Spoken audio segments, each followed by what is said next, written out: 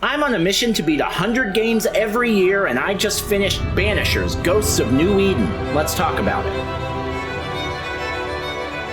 Banishers wasn't even on my top 3 list of most anticipated new games just of February. I guess what I was expecting was a middling AA experience with some good fun interspersed with some significant flaws and a little bit of jank. Maybe something about as good as the latest Call of Cthulhu game or The Chant, something of that caliber. What I was not expecting was to be blown the hell away by what is so far easily the best game of the year, but here we are. At first I was finding it hard to articulate exactly what made Banishers so damn fun, but now that I've seen it all the way through to the end and had some time to mull it over, I can share without any story spoilers why this recipe works so well. When I end up really loving a game, it usually boils down to just 2 or 3 of the same reasons, chief among them being the combat. The combat in Banishers is good, but I wouldn't call it great. It's very unique, and the devs take some big swings by allowing you to essentially play as 2 people simultaneously, one focusing on standard melee combat and the other having more magic-adjacent abilities with cooldowns. But because it's so different, it takes a long time to get comfortable with, and the user is going to experience some jank when switching between characters, triggering these non-conventional skills, and doing anything else that you're not used to doing in a normal fight. It's worth mentioning here that the reason you're doing all this is because your lady friend is a ghost that dies right at the beginning of the game. But this is baked into the premise and it's part of the trailer, so I don't think anyone would consider that a spoiler. One aspect of combat that's particularly important to me is the boss fights, and again, they're good here, but they're not great. Some of the bosses are pretty standard, and some are more like puzzle fights where you have to destroy something nearby or focus on specific body parts to make the enemy vulnerable, yada yada. So some of them are pretty creative, but none of them posed much of a challenge. In fact, one of the deeper flaws of this game is that I think they made normal mode a little too easy. I only died 7 times during the entire campaign, and if I had it to do over again, I would have bumped that up to hard, and I'm not that good of a gamer. But either way, the boss movesets are slow and not particularly varied, so what can often be a tentpole in some of my favorite games is instead here just another B- affair. The other thing that really gets me going in some of my favorite games is the loot grind and the RPG elements, and I bet you already know what I'm gonna say here. Good, but not great. The gear is kind of rarity based, but it's not like you're gonna get a legendary drop from an enemy you kill or anything like that. What they will drop is craftable resources that you can use to improve the quality of the gear you find from chests and vendors. It is satisfying to be clear, but it's not like you're gonna be sifting through tons of gear in this game. That's just not what this is. There is a leveling system and a skill tree, and there are some cool aspects at play here, like 2 pools of skill points and 2 different ways to earn them, plus a refund system that allows you to shuffle your skills around at will and experiment with different builds without penalty. But again, nothing earth-shattering here. The skills and their trees are pretty basic, and some skills are a bit weak while others are clearly overpowered, so there's a bit of a balance issue.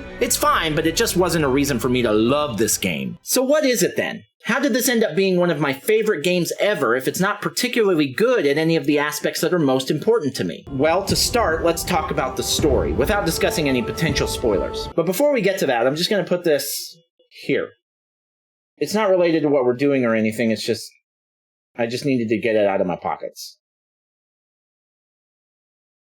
Alright, where were we? Story. I don't usually care too much about story. There are some outliers that have really impressed me over the years, like The Last of Us, God of War, Ghost of Tsushima, etc. But usually I just see the story as a vehicle for the crunchy stuff, the moment-to-moment combat, the RNG, the boss fights, the stuff we've already talked about. Here the story is front and center, and it is incredible. The characters are so well written and voiced. Even the minor characters are deep, complicated people with messy motivations and complex inherent flaws that make them feel very real. And you spend a lot of time with these people using a brilliant detective-style mechanic where you have to get to the bottom of why they're haunted, who's behind it, and what you can do to resolve the lingering issue of the dead, and there are dozens of these all over the map. I don't do this very often, but I decided to go with what could best be described as an evil run, although it's a lot more complicated than that really. And I have never had so much fun being bad in a video game. Wronging these people changes their dialogue and demeanor for the rest of the game, and when I go back and visit a major character that I've done dirty, I really feel like I'm standing in the room with someone I screwed over. It is awkward in the best way. And the whole open world of Banishers is like this. The game is huge, and I'll bet you could easily spend 60 hours living in this 17th century purgatory if you wanted to do everything. I spent almost half that doing little more than the bare minimum. The map is brimming with things to do that are actually fun and unique activities, not conquering raider camps and climbing towers like you might be used to in an open world. This game is nothing anything like that. And wherever you go, the attitudes of the people you encounter reflect the choices that you've made along the way. RPGs are always claiming that their games are like this, but they rarely are. Your choices tend to affect the ending, and that's usually about it. But the world of Banishers really does seem to evolve based on how you choose to play, and you are often deciding the fates of people that go on to be a major part of the plot if they survive. This world that Don't Nod has built is so deep, so believable, so expansive, and yet so personal and so reactive to the player you choose to be. I'm actually kind of pissed because although I can't see the numbers or anything, it doesn't seem like anyone's playing this game. I can't find anybody online talking about it, and it seems to have just come and gone without any real fanfare. I've been doing short form reviews on every game I beat for a while now, and I've been kicking around the idea of making true long form comprehensive review videos for some of the new releases that I feel strongly about. But this was the game that really inspired me to put it together for the first time, simply because more people need to be playing it. One of the things I've been doing for years while I beat all these games is I rank it based not on objective quality, because I believe that to be a mythical creature that doesn't actually exist, but rather based on how happy it made me personally. And out of the 19 games I've beaten so far in 2024, I ranked Banishers Ghosts of New Eden number 2, just under God of War Ragnarok. Since I started doing this way back in 2020, I've now beaten a total of 466 video games, and I ranked this at number 25 all time. So yeah, I liked it a lot. I hope you enjoyed this video whether or not you agree, or even if you're just looking for the next good game to sink your teeth into. If you did enjoy the video, a simple like goes a really long way. And feel free to subscribe if you want to see more videos like this on the newest releases, as well as daily short videos with my reviews of new games, retro games, and everything else in between that I managed to beat. Because if I don't see it all the way through to the end and get those sweet, sweet credits, I don't feel qualified to review it. Thanks for watching, and I hope you have a wonderful, wonderful day.